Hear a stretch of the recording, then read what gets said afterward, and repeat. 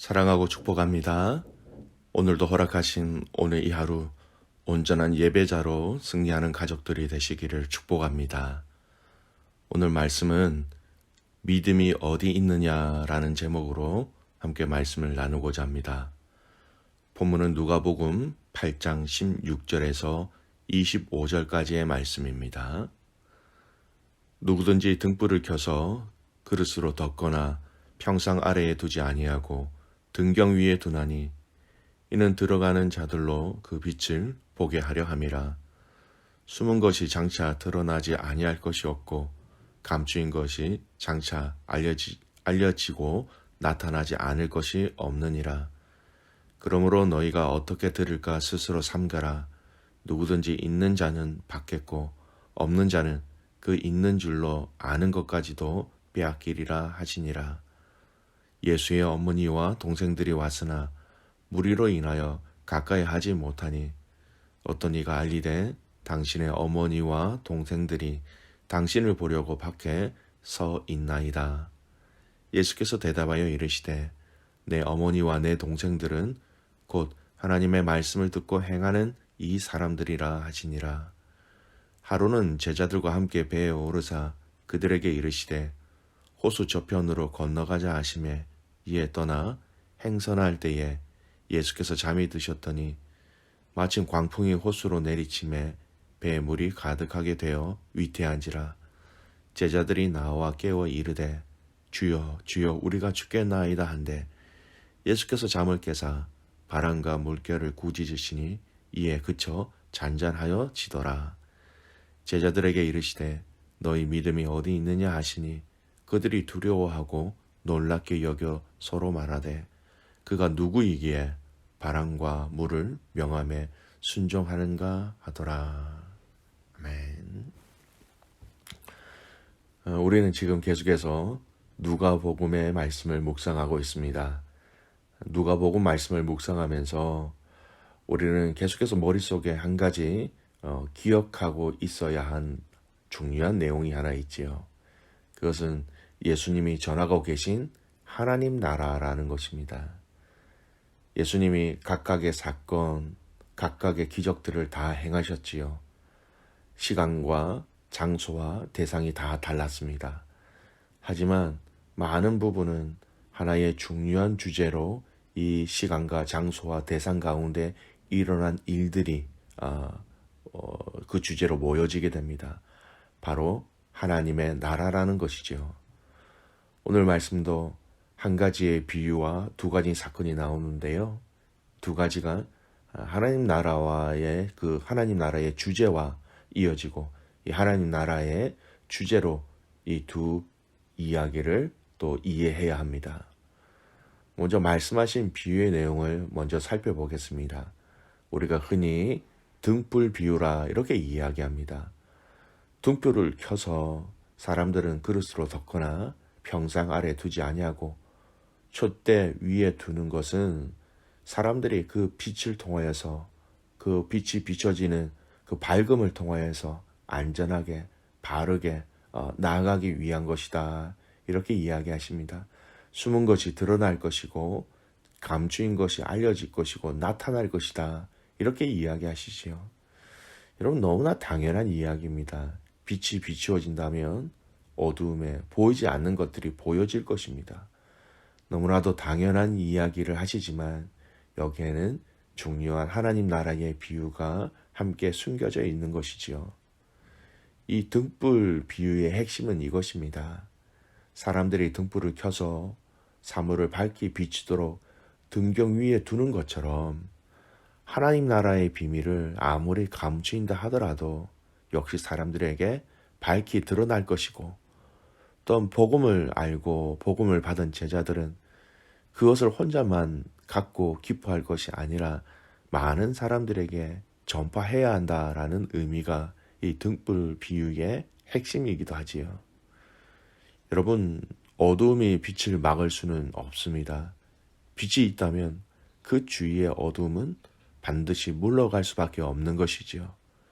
깜깜할수록 빛이 있다면 반드시 보이게 되고 드러나게 되는 것입니다. 이처럼 하나님 나라는 반드시 드러나게 되어 있고 사람들이 아무리 감추고자 해도 드러날 수밖에 없다라는 것이죠. 그래서 이 하나님 나라의 비밀을 아는 자들은 풍성하게 받을 것이고 이 하나님 나라의 비밀을 모르는 자들은 없는 자들은 다 빼앗기게 될 것이다. 그렇게 오늘 본문은 말씀하고 있습니다. 그렇습니다. 이 하나님 나라의 비밀, 그 하나님 나라의 영광, 그 하나님 나라의 권세는 이 세상이 아무리 부인한다고 하더라도 사단이 아무리 이 하나님 나라의 빛을 방해한다 하더라도 이 빛은 분명히 드러나고 지금도 그 힘과 능력을 세상을 향하여 비추고 있는 것입니다. 여러분, 오늘 이 하나님 나라의 그 능력과 사랑과 힘을 빛을 통하여서 말씀하셨는데 우리의 사명을 또한 오늘 이 말씀을 통하여서 발견하게 되지요. 하나님 나라를 소유한 자들, 빛을 소유한 자들은 그 빛을 비추어야 하는 사명이 있는 것입니다. 등불 위에 높이 올려 이 하나님 나라의 빛을 비추어 주는 믿음의 가족들 되시기를 주님의 이름으로 축복합니다. 우리가 가는 곳곳마다 빛의 자녀답게 또 빛의 그 사명을 감당하는 우리의 삶이 있는 것입니다. 두 번째 오늘 일어난 일은요. 예수님의 가족의 새로운 정의입니다. 19절부터 이어지는 말씀 보십시오. 예수님의 어머니와 동생들이 예수님께 왔습니다. 하지만 사람들로 인하여서 예수님께 가까이 오지 못하고 있자 누군가 예수님에게 당신의 어머니와 동생들이 왔다라고 알려줍니다. 당연히 있을 수 있는 이야기입니다. 하지만 이 이야기를 들으신 예수님이 이렇게 대답하십니다. 21절 말씀 보십시오. 예수께서 대답하여 이르시되 내 어머니와 내 동생들은 곧 하나님의 말씀을 듣고 행하는 이 사람들이라 하시니라. 어머니, 동생들, 육체적인 관계 속에서의 어머니와 동생들이 맞습니다. 하지만 조금 전에 읽었던 예수님의 이 21절 말씀을 통하여 이야기하신 어머니, 동생이다라는 이 가족의 정의는요. 조금 전에 말씀하고 계셨던, 비유하셨던 하나님 나라라는 이 기준을 통하여 하신 말씀입니다. 즉, 이 땅에서 혈과 육의 관계로는 맞지만 하나님 나라의 관점으로 보면 그들이 내 어머니, 내 동생들이 되는 것은 바로 이 하나님 나라의 비밀을 아는 자만이 이 하나님 나라의 말씀을 듣고 행하는 사람들이야말로 진정한 하나님 나라의 백성으로 내 어머니요, 내 동생이 된다. 이렇게 말씀하고 있는 것입니다. 하나님 나라, 하나님의 자녀들은 육적인 혈통이 아니라 영적인 관계로 이어진다라는 것이지요.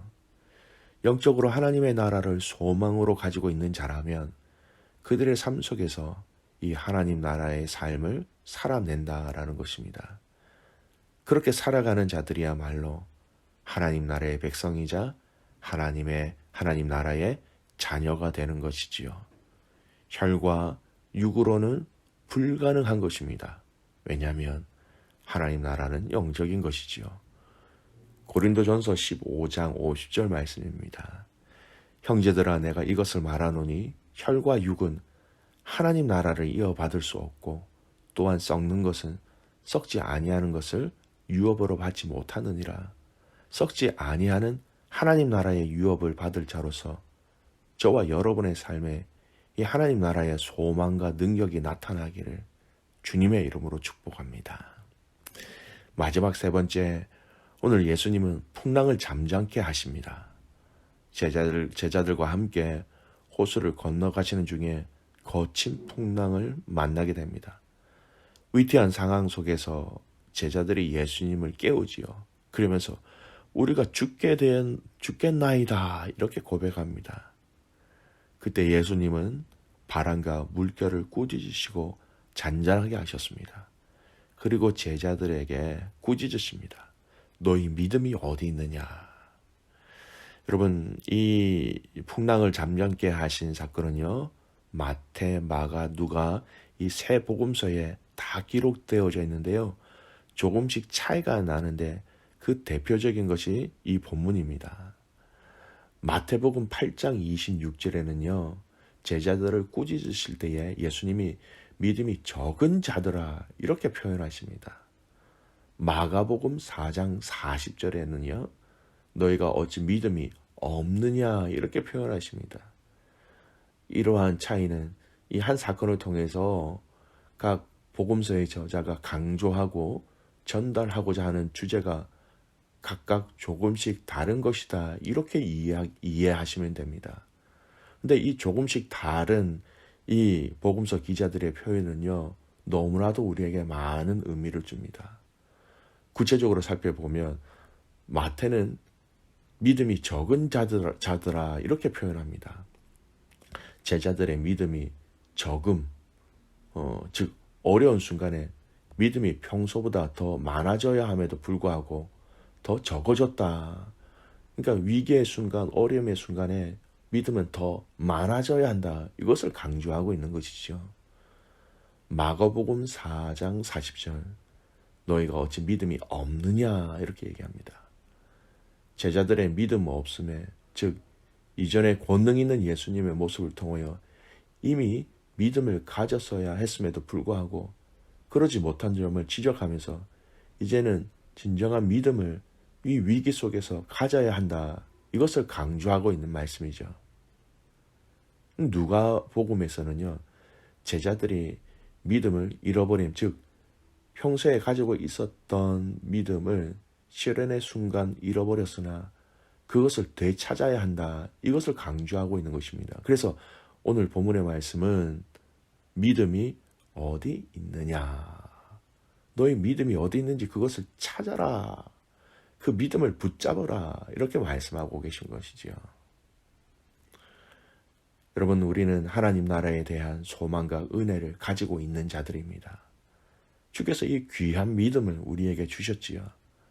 하지만 이 땅에서의 삶은 이 풍랑처럼 우리의 믿음을 흔들게 하는 것들이 너무나 많이 있습니다. 그래서 어제까지만 해도 하나님 나라의 권세와 은혜와 능력이 내 안에 충만하게 가득 차 있다가도 예수님의 제자처럼 풍랑으로 인하여 한순간 내 안에 있었던 그 믿음이 요동치거나 없는 자들처럼 되거나 줄어들거나 믿음의 자리를 다시 돌아가지 못할 때가 많이 있는 것이지요. 귀한 믿음의 가족 여러분, 풍랑이 일 때, 바람이 불 때 우리의 믿음의 반응을 점검해 보시기 바랍니다. 믿음이 없는지, 믿음이 줄어드는지, 믿음이 있는 것으로 믿음을 지키는 자리로 내가 서 있는지 우리는 우리 자신들을 늘 확인하고 점검해야 하는 것입니다. 귀한 믿음의 가족 여러분, 오늘 이 결론의 말씀을 두 구절의 말씀을 통하여 함께 내려고자 합니다. 로마서 1장 17절 말씀입니다. 복음에는 하나님의 의가 나타나서 믿음으로 믿음에 이르게 하나니 기록된 바 오직 의인은 믿음으로 말미암아 살리라 함과 같으니라. 우리 인생 가운데 다가오는 풍랑, 여러분 그 풍랑 가운데서도 우리에게 복음이 있기 때문에 복음을 통하여서 우리는 믿음으로 믿음에 이르게 하는 하나님의 의가 있다라는 것입니다. 그래서 우리는 믿음의 사람들은, 의인들은 우리에게 허락하신 이 하나님 나라를 향한 믿음으로 살아야 하는 것이죠. 야고보서 2장 22절 말씀입니다. 네가 보거니와 믿음이 그의 행함과 함께 있고 행함으로 믿음이 온전하게 되었느니라. 우리에게 주신 이 믿음을 우리의 풍랑과 우리의 그 풍랑에 일어나는 그 현장 속에서 믿음을 직접 실행함으로 우리의 행함으로 다시 믿음이 온전하게 되어지는 것을 경험할 것을 말씀은 우리에게 이야기하고 있습니다. 사랑하는 귀한 믿음의 가족 여러분, 믿음이 어디 있느냐? 여러분, 위기의 순간, 어려움의 순간, 갈등의 순간, 우리에게 허락하신 이 하나님 나라의 믿음을 통하여서 함께 승리하며 믿음으로 반응하며 믿음으로 나아가는 귀한 믿음의 가족들 되시기를 주님의 이름으로 축복합니다. 아멘. 기도하겠습니다. 살아계신 아버지 하나님, 감사와 찬송과 영광을 주님 앞에 올려드립니다. 하나님, 오늘 우리를 향하여 허락하신 이 놀라운 하나님의 은혜와 사랑과 특별히 주신 이 믿음을 소중히 여기며 또 이 믿음을 또 감사히 지켜낼 수 있는 귀한 믿음의 가족들 되게 하여 주시옵소서. 믿음이 있는 자들, 내 어머니요, 내 동생들이다 말씀하셨습니다. 우리를 영적인 관계로, 영적인 자녀로, 영적인 패밀리로 우리를 묶어주셔서 감사합니다. 이 하나님 나라의 유업을 받은 자로서 함께 이 땅에 살아갈 때에 늘 승리하며 감사하며 살아가게 하여 주시옵소서. 하나님, 풍랑을 잠잠게 하신 예수님의 사역을 보았습니다. 제자들에게 너희 믿음이 어디 있느냐? 마태복음에서는 믿음이 적은 자들아, 마가복음에서는 너희가 어찌 믿음이 없느냐? 풍랑 속에서 믿음이 적어지지 않게 하여 주십시오. 믿음이 없는 사람이 되지 않게 하여 주십시오. 믿음이 어디 있느냐? 믿음을 찾아서 이 풍랑 가운데 믿음으로 반응할 수 있도록 하나님 함께하여 주시옵소서. 우리의 삶 속에서 여러 가지 풍랑과 사건들이 일어나지만 허락하신 그 소중한 믿음을 통하여서 모든 가족들이 함께 믿음으로 반응하며 승리하게 하여 주시옵소서. 내일 주일입니다. 믿음의 공동체가 함께 드리는 그 예배 가운데서도 주님 우리에게 허락하신 그 믿음을 더하여 주셔서 믿음으로 예배하며 믿음으로 진정성 있게 하시며 믿음으로 주님의 은혜를 사모하며 우리가 예배를 준비하며 나아가는 오늘 이 하루 되게 하옵소서. 그렇게 행하시 하나님을 신뢰하며 살아계시는 예수님의 이름으로 감사하며 기도드리옵나이다. 아멘.